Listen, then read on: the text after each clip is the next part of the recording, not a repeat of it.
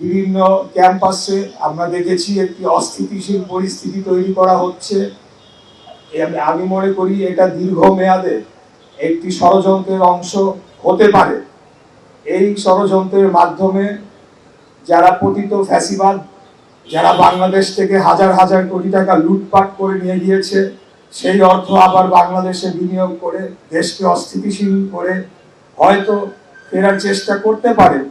কিন্তু এতটুকু আপনাদের মাধ্যমে বলতে চাই যে অবশ্যই আমরা ফ্যাসিবাদকে কোনোদিনও বাংলাদেশে যদি তারা ফেরত আসে, তাহলে তাদের এই গণহত্যার জন্য যে তাদের ফাঁসির রায় হয়েছে সেটিকে কার্যকর করার মাধ্যমেই তাদের বাংলাদেশের রাজনীতির ইতি টানা হবে ইনশাআল্লাহ।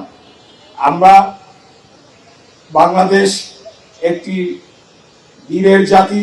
1971 সালে মহান মুক্তিযুদ্ধের মাধ্যমে আমরা স্বাধীন একটি রাষ্ট্রে পরিণত হয়েছি।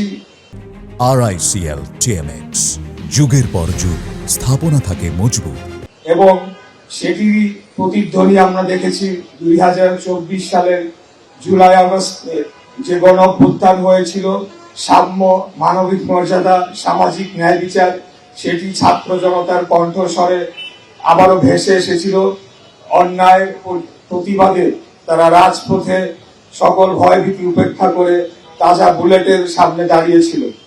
তো আমরা সেই প্রজন্ম বাংলাদেশ এবং বাংলাদেশের স্বাধীনতা সার্বভৌমত্ব রক্ষায় আমরা সর্বদা কাজ করে যাব এবং সকল পক্ষকে আহ্বান জানাচ্ছি যে দেশকে অস্থিতিশীল করে একটি রাজনৈতিক এবং সরাসরি মানুষের ভোটে নির্বাচিত গণতান্ত্রিক সরকারকে অস্থিতিশীল করার মাধ্যমে দেশকে আবারও হুমকির মুখে ঠেলে দেওয়ার কোনো প্রচেষ্টা যদি করা হয়, তাহলে আমরা যারা শহীদ রাষ্ট্রপতি জিয়াউর রহমানের আদর্শের বাংলাদেশ জাতীয়তাবাদী রাজনীতি করি, আমরা রাজপথে রয়েছি, রাজপথে